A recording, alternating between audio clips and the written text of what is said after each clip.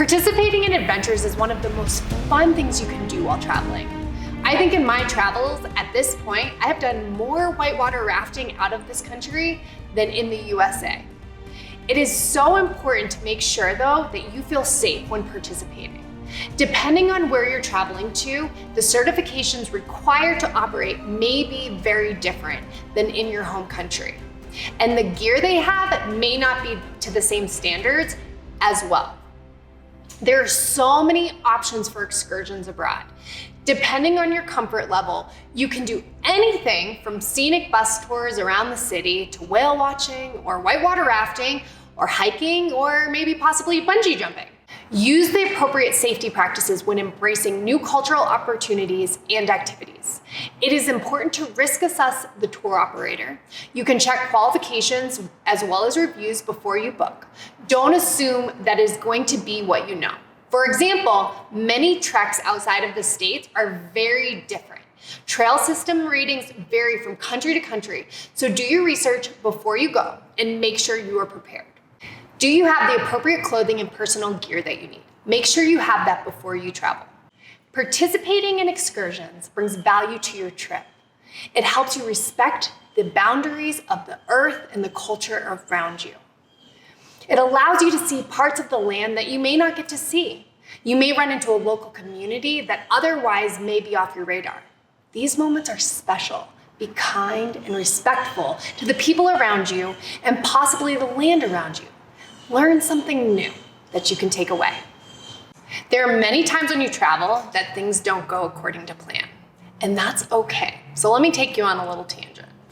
I was in Mongolia with a group on expedition.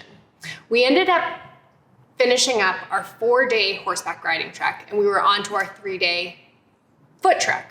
Well, the foot trek wasn't exactly in the mountains. We were essentially walking on a dirt road, and everybody was pretty tired because it was super hot and there was barely any running water the entire day.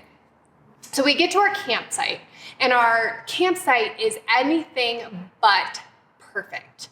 We're on a slant, so all the tents were this way. We had ant mounds everywhere that were huge. We had bugs and mosquitoes that would not let up. The water situation was pretty bad. It was like pretty much a yellow puddle in the middle of the woods. It was just not great. So what do in that situation? You make the best out of it. You have a little bit of fun. Well, in Mongolia, they actually light cow dung and horse dung on fire and smoke out their own campsites. That's how they get rid of the bugs. So what did we do? We found every cow patty in that camping vicinity and lit that shit on fire. And it was magical. We went for it.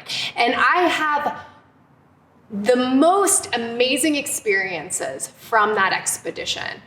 The moral here, have an open mind and be ready to experience all the new things. The fear of the unknown keeps people from experiencing new things and embracing new activities.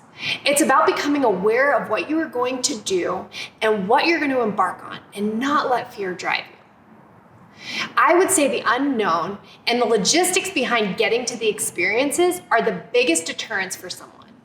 It can feel very overwhelming, but in the end, ask yourself, is it worth it?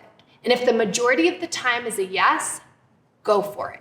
Here's a review of the best practices when planning activities, exchanging your money, and enjoying safe accommodations.